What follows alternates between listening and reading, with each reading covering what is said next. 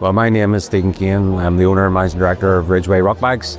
We're based in Belfast in Northern Ireland, established in 1969, and we're involved in the construction and engineering trades as a supply chain company. We're long established and specialise in niche products.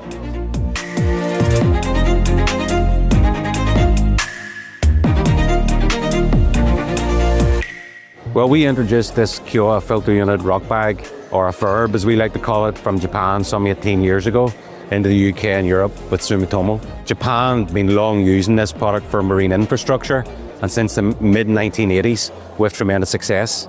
It was a great opportunity for us, and when you're bringing something like this into the UK and the European market, it's always going to be a challenge importing this innovation and educating the local markets on what we actually knew that the FIRB would be a credible alternative to traditional methods such as concrete mattress or rock dumping placement, and we thought it was definitely worthwhile at that stage to introduce it. Having a fish diet in Japan, they wouldn't be placing something into the sea that would be harmful or toxic. We had evidence of the biodiversity benefits in Japan, but also, we knew that when we were bringing this product to Europe, we were going to have to prove with project experience that it would benefit the marine infrastructure environment. And this is really where our journey began, to get the product in use, to prove its hydraulic performance as scar protection, whilst provide the biodiversity benefits at the same time.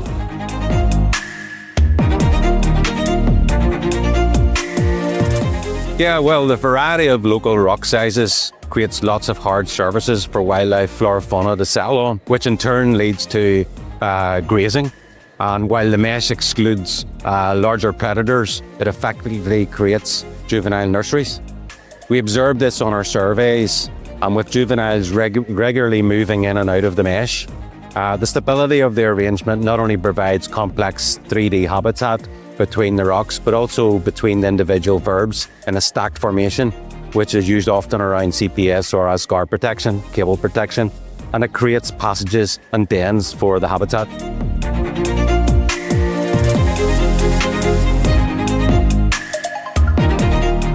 First of all, I must say it's all about the team effort here, not only just from the local guys at EDF and Teesside, but also the local expert guys at Fjordstrong who really know their stuff.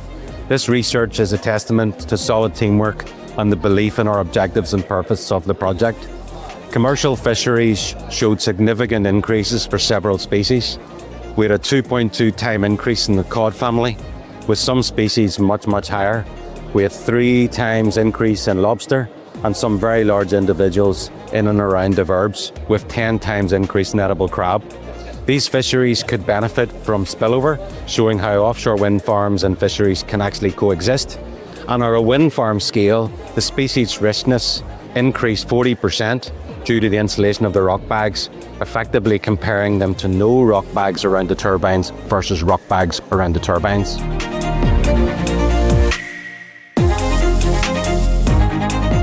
Yeah, we expected this would be a likely scenario, and sure enough, using 3D equipment, we were able to document juveniles of 3 cod-like species moving in and out of the mesh, possibly for feeding while avoiding predators. Using an example of the North Sea, which was once full of rocky reefs and boulders, these were removed for construction probably over the last 300 years, effectively leaving only sandy banks. As the first wave of decommissioning of offshore wind arrives very soon, the prevailing ethos is to leave the ecosystem as it was, but in this case there is huge potential to return it to what it was before, whilst also serving as scar protection.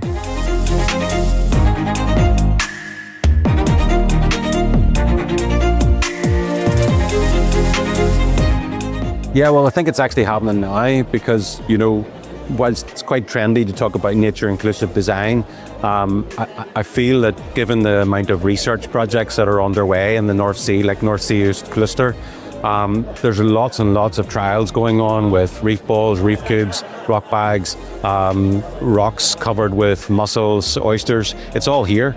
So I guess it's just not about ticking a box. These are engineered solutions that need to work.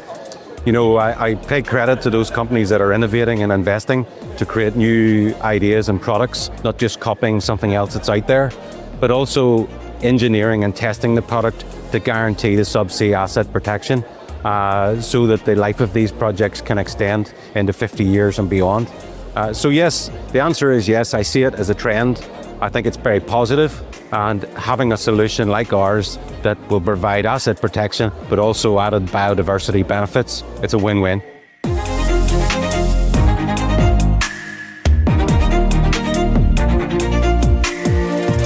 Yeah, well, developing appropriate decommissioning strategies would be a good one by collecting evidence right now and making sensible decisions based on suitable baselines and not based on the already degraded baselines that we're seeing in the North Sea.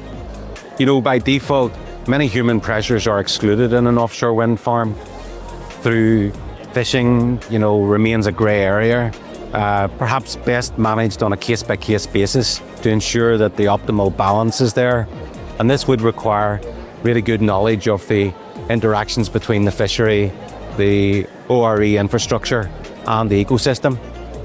Collectively as an industry, they can help support these projects either directly as facilitators and amplifiers, and has been the case there with EDF, for example.